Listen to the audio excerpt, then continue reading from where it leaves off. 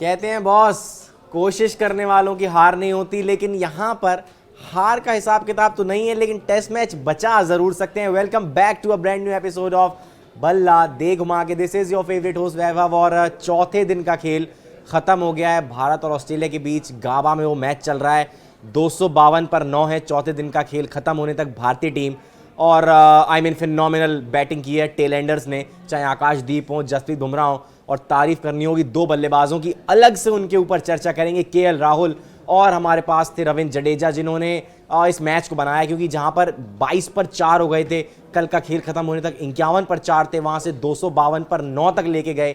उसमें बहुत बड़ी भूमिका रविंद्र जडेजा और केएल राहुल की। और जिस तरीके से वो आउट हुए KL Rahul, absolutely phenomenal catch था वो स्टीव स्मिथ का, और उस कैच की वजह से ही बॉस कहीं ना कहीं ऑस्ट्रेलिया थोड़ा सा मैच में वापस आया। नहीं तो रविंद्र जडेजा और केएल राहुल के बीच जिस तरीके की पार्टनरशिप चल रही थी, ऐसा लग रहा था कि शायद ये दोनों मिलके 300, 325, 350 तक ले जा सकते हैं। क्योंकि हमने देखा कि नीतीश रेड्डी के साथ भी रविंद्र जडेजा की ठीक ठाक पार्टनरशिप हुई, और साथ में एंड में जब जसप्रीत बुमराह खेलने के लिए आए, आकाशदीप खेलने के लिए आए, तो वो गौतम गंभीर ने उनको रोका, कुछ उनके साथ बातचीत करी, और उस बातचीत का असर ये हुआ कि आप देख लीजिए, आकाशदीप ने 27 रन बना दिए 31 गेंदों में, 2 चौके और 1 छक्का। वहीं जसप्रीत बुमराह 10 रन 27 गेंदें और 1 छक्का उनके नाम पर है।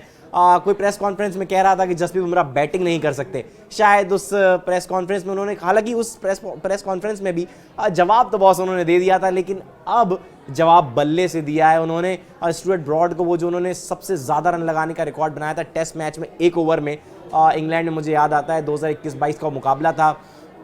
और उसके बाद से ही जसप्रीत बुमराह पर भी टीम सोचती है कि ये भी टेलेंडर के रूप में थोड़ी बहुत बल्लेबाजी तो टीम के लिए कर लेंगे, लेकिन शुरू से शुरू करना होगा। मुझे लगता है कि इस पिच के बारे में अगर बात करें तो Travis head, Steve Smith, Alex Carey और उसके अलावा केएल राहुल, रविंद्र जडेजा और फिर शायद आकाशदीप, इन 6 खिलाड़ियों को पिच अलग नजर आई, और बाकी के 16 खिलाड़ियों को शायद पिच अलग नजर आई, क्योंकि इनके बल्ले से बॉल बिल्कुल स्मूथली निकल रहा था, बिल्कुल स्मूथली निकल रहा था। स्टीव स्मिथ एक अच्छा शतक बनाकर आउट हुए, 150 बनाकर ट्रेविस हेड आउट हुए।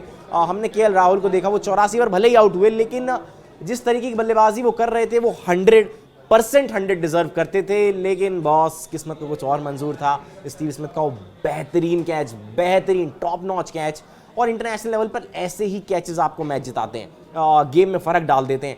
और कहीं ना कहीं उस कैच की बदौलत ऑस्ट्रेलिया थोड़ा सा गेम में वापस आया, लेकिन वो जो फॉलो ऑन बचाने की बात थी, 245 रन भारत को बनाने थे, वो काम टेलेंडर्स ने कर दिया। 34-35 रन चाहिए थे जब 9वां विकेट गिर चुका था, लेकिन उसके बाद वहां से आकाशदीप और जसप्रीत बुमराह के बीच में जिस तरीके से ये पार्टनरशिप लगी 39 रनों की, इसने कहीं ना कहीं ऑस्ट्रेलिया को बैकफुट पर ढकेल दिया है। अब हमें बात ये करनी होगी कि 5वें दिन का खेल जब शुरू होगा तो क्या चीज़ें हो सकती हैं। पहली चीज़ कि भारत सोचेगा 30-40 रन और बनाने को देखेगा, लेकिन मुझे लगता है जब सुबह गेंदबाजी करने के लिए आएंगे, गेंदबाज थोड़े से फ्रेश होंगे। देखना होगा जॉस हेजलवुड बॉलिंग करने आते हैं कि नहीं आते हैं, क्योंकि उन्होंने उतनी गेंदबाजी नहीं की।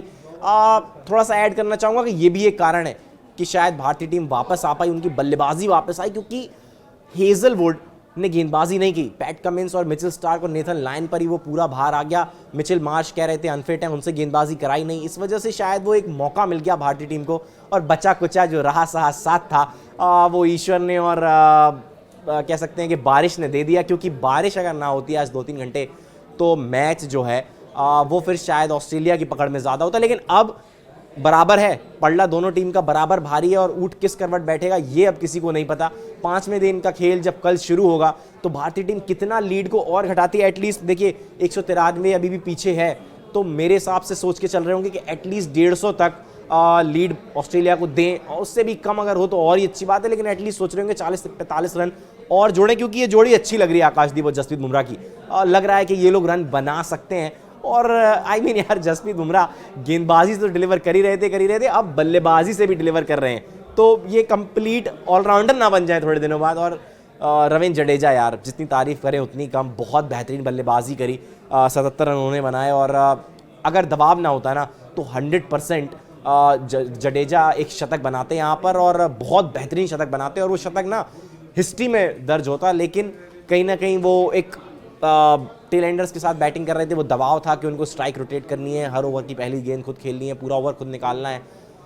उस चीज़ के चलते वो एक शॉट, उनको पुल शॉट मानना पड़ा कमिंस की गेंद पर, और उसके बाद वो आउट हुए। लेकिन एब्सोल्यूट फिनोमिनल पारी, तालियां रविंद्र जडेजा, सल्यूट है बॉस आपको। और उसके बाद अब 5वें दिन के खेल की बात शुरू करते हैं, क्योंकि जब अब भारतीय टीम उतरेगी तो जल्दी से जल्दी ऑस्ट्रेलिया को आउट करने को देखेंगे। क्योंकि अगर कल 60-70 ओवर भारतीय टीम को मिलते हैं तो जैसे पहले गाबा में टेस्ट मैच चेज हुआ था, वैसे ही चौथी पारी में भारतीय टीम फिर से चेस कर सकती है। शुभमन गिल हैं वहाँ, यशस्वी जायसवाल हैं, केएल राहुल हैं, विराट कोहली हैं, रोहित शर्मा, और ये सब बड़े खिलाड़ी हैं। किसी भी दिन, किसी भी मूवमेंट पे, किसी पल पर ये चल सकते हैं। और जब ये लोग चलते हैं तो दूसरे गेंदबाजों की शामत आती है, उसके बाद किसी को ये खड़ा होने का पिच पर गेंदबाजी में मौका देते नहीं है। तो मुझे ऐसा लगता है कि कल जब भारतीय टीम खेलने के लिए उतरेगी तो जीत के मंसूबे के साथ उतरेगी, क्योंकि पकड़ बना लिए बॉस। अगर जल्दी ऑल आउट कर दिया, 450-500 का टारगेट नहीं दिया और जल्दी ऑल आउट कर दिया, तो आई मीन ये मैच भारत जीत सकती है।